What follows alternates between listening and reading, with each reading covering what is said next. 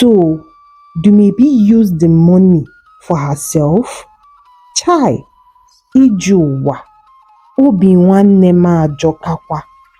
The heart of my sister is evil and wicked, even to her own little blood sister. Many years ago, in the serene village of Omoka, lived a hard-working man named Chuku.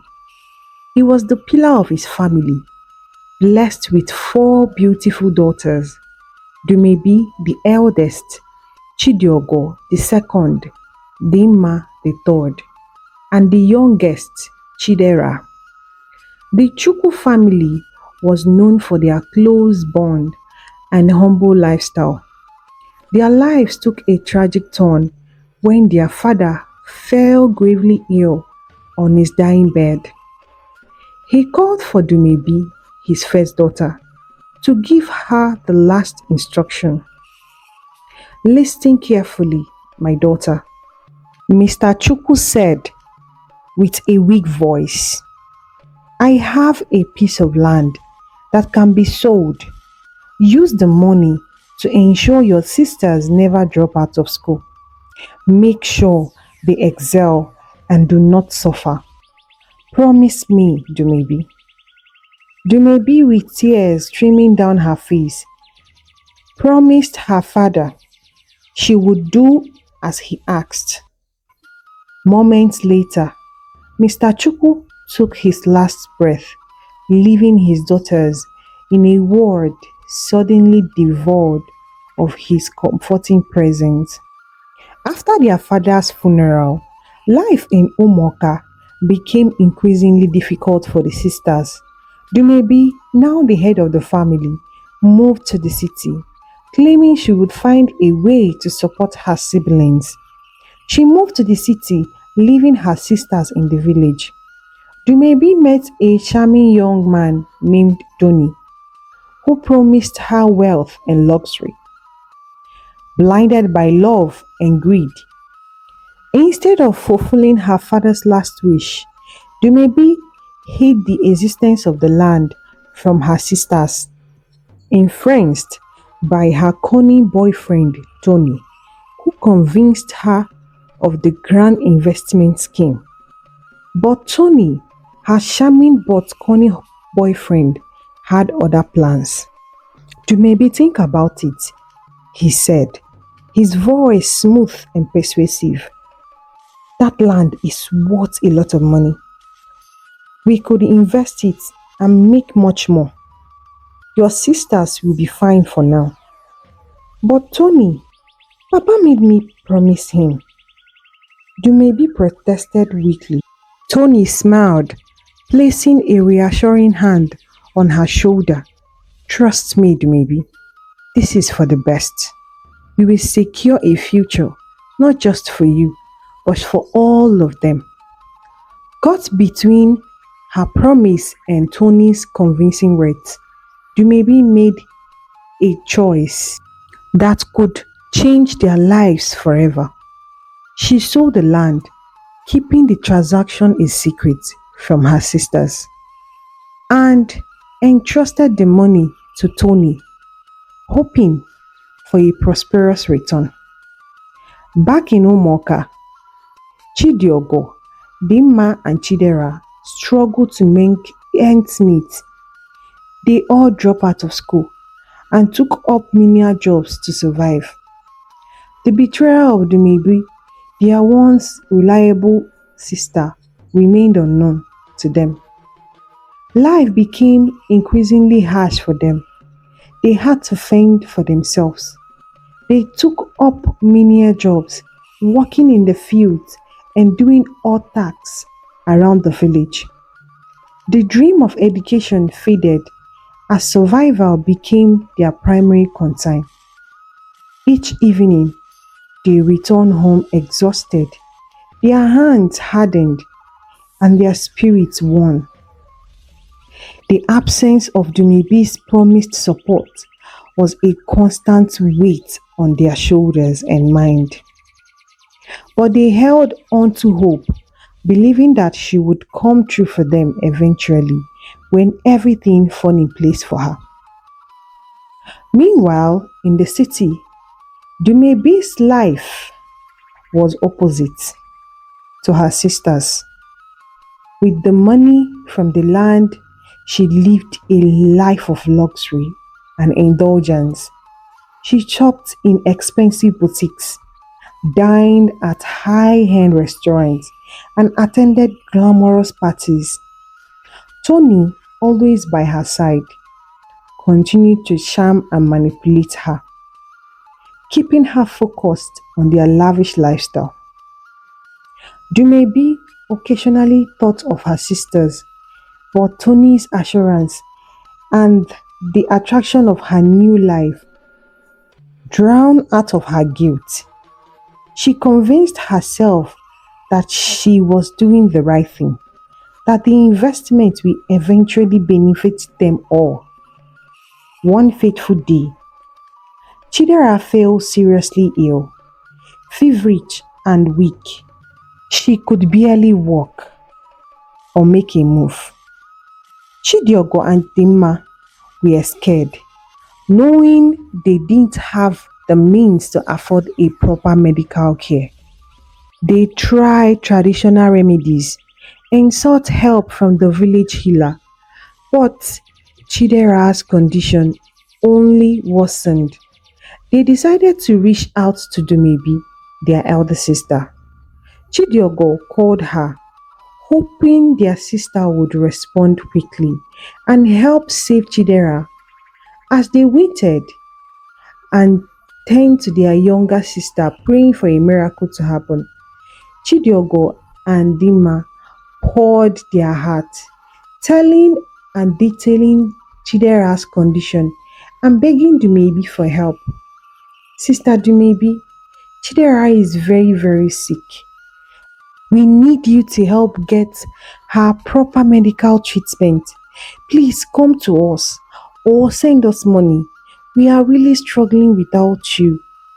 Dumebi was struck between guilt and sorrow. She was speechless. She wanted to help, but Tony, ever the manipulator, convinced her otherwise.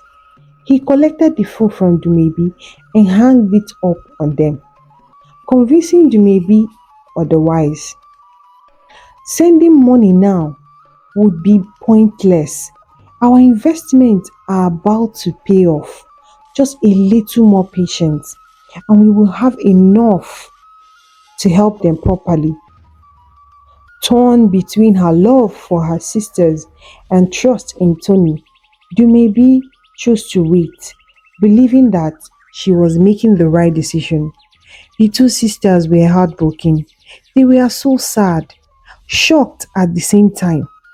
Ever since Dumebi left the village, she had never helped them, sent them any money or any provision. She totally forgot about them. Dumebi is heartless and evil, Chidiogo said. How can a blood sister be this wicked? How did she sleep at night upon everything we begged her? Yet, she did not help. If anything happens to Chidera, it's going to be upon Dumebi's head, Chidiogo said. Me too. I shock, oh, seriously. So this is how Sister Dumebi abandoned us. Even at the point of life and death, she refused to help. Ha! Papa will be turning in his grave now. Dima cried out. Despite their best efforts, Chidera's condition continued to deteriorate and get more worse. One quiet morning, as the sun set over Omaka, Chidera took her last breath. Chidiogo and Chidima were devastated, their cries echoing through the village. The loss of their beloved sister were a blow they couldn't barely withstand. The villagers gathered for Chidera's funeral, offering their condolences and supporting Chidera and Dima. As they stood by her grave, their hearts heavy with grief and unanswered questions, They couldn't understand why Dumebi did not come to their aid. Even the burial of her younger sister, Dumebi did not come to see her little sister for the last time. What a heartless sister! Chidera, my beautiful little sister, is me, Chidiogo. I failed you, my sweet sister. I should have hustled hard and make sure your dream of becoming a doctor come true. I am so sorry, Chidera. I failed you. Your elder sister failed you so badly, but I will fulfill your dreams, my sweet sister. I will update you on every step until I became a doctor. I hope you found peace. Chidiogo and Chidinma, they both cried out their eyes that night till morning, unable to overcome the grief. The day after the burial, Mr. Okafor, the family lawyer, their father's lawyer, arrived in Umoka. He had come to pay his respect and offer his condolences. During the visit, he spoke with Chidiogo and Dimma, expressing their sorrow over Chidera's death. I had no idea things were this bad, Mr. Okafor said. Your father left a piece of land for your welfare. What happened to it? Chidiogo and Dimma looked confused and shocked. Mr. Okafor, ever since our father died, Dumebi traveled to the city and she never returned. And she never cared. We are suffering here. We all have dropped out of school, including Chidera. We couldn't afford even 3 square meal. We had to do menial jobs to survive. In no way did Dumebi told us that our father left any land. We even called her to tell her that Chidera was very sick. She didn't help us, rather, she hung up phone on us. Whenever we call Dumebi, she don't pick our calls. We even sent her a message that Chidera is gone, that we are burying her here yesterday, but Dumebi did not show up on her little sister's burial. Mr. Okafor, realizing the wickedness of the situation, revealed the truth. Their father kept a plot of land in the care of Dumebi, and from his finding a long time ago, she had sold the land. So, Dumebi used the money for herself? Chai, Ijuwa, Obi nwanne m ajọkakwa. The heart of my sister is evil and wicked, even to her own little blood sister. Determined to confront Dumebi and uncover the full reason why she did what she did, Chidiogo and Dimma decided to go to the city. They gathered the little money they had and boarded a bus, leaving behind the village and the memories of Chidera's death. As they traveled, they prepared themselves for the confrontation ahead. The city came into view before them, vast and unfamiliar, but their resolve was unshakable. They would find Dumebi, demand answers, and seek justice for the betrayal that had cost them so much. Their hearts pounding with a mix of fear and determination. The noise, the crowd, and the towering buildings were overwhelming, but their mission kept them focused. They navigated through the unfamiliar streets, asking for directions to Dumebi's apartment. At last, they found themselves standing outside a tall, luxurious apartment building. They both exchanged a shocked look before Chidiogo rang the bell. Dumebi, dressed in elegant clothes, opened the door, her eyes widening in shock at the sight of her sisters. Dumebi, finally, Chidiogo said, her voice full of anger and sadness. We need to talk, Dumebi. Dumebi hesitated, her guilt and fear evident. She said, come in, quietly stepping aside to let them enter. Inside the lavish living room, the tension was noticeable. Chidiogo and Dimma sat on the edge of the sofa, their expression hard, shocked and unforgiving. Dumebi paced nervously, knowing the moment of truth had arrived. Why, Dumebi? Dimma's voice broke the silence. Why did you betray us? Why did you let Chidera die? Dumebi's eyes filled with tears. I was trying to secure our future, she said. Tony convinced me that the investment will pay off and we will all be rich. Chidiogo shook her head, her eyes blazing with anger. We trusted you, Dumebi. Papa trusted you and you let him down, even on his deathbed. Dumebi knelt on her knees, sobbing. I am so sorry. I thought I was doing the right thing. Oh, I didn't realize. I don't know. You don't know what, Dumebi. You are heartless. What nonsense are you talking about? So a man is controlling your mind at almost 30 years. You are no longer a kid. So someone will come into your life and tell you to die and you die immediately, eh? This wicked sister of mine, you have the mind to let your own little sister, the baby of the house, die. Obigi de Kwanjo Dumebi. Anyways, the lawyer have told us everything about the land our father left in your care. So you can take care of your siblings. But you heartless fellow I called my sister, lied about it, ran away with the money and let your little sister die. I am not angry because you left us, but because you let your own blood sister to die. Chai, what a wicked word. Oh yeah, give us our own part of the money. Let us start our life again. Go back to school.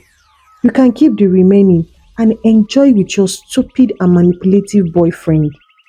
As the sisters were in the midst of their heated confrontation, the door opened and Tony walked in. He stopped, looking shocked, surprised to see Chidiogo and Dima. His charming smile faded as he sensed the tension. What is going on here? Tony asked, trying to maintain his composure. We know everything, Tony, Dimma said. We'll know about the land, the money, and your huge investment. Please, oh, kindly transfer our money, Biko. Don't waste time. Tony became speechless. He couldn't talk because there is nothing to say. Chidiogo stood up, holding out an evidence Mr. Okafor had given them.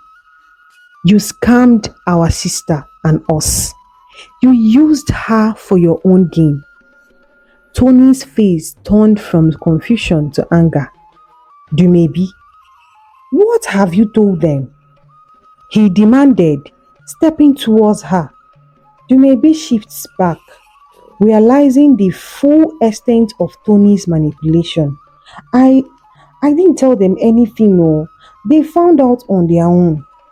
Just as the confrontation reached its peak, the doorbell rang again. Dumebi, still trembling, opened the door to find Mr. Okafor standing there with two police officers. Mr. Okafor, Chidinma shouted, her face full of relief. Mr. Okafor nodded, stepping inside. Tony, we have evidence of fraudulent activities. You are under arrest. The police officer moved forward, handcuffed Tony as he protested angrily. This is a mistake. I didn't do anything.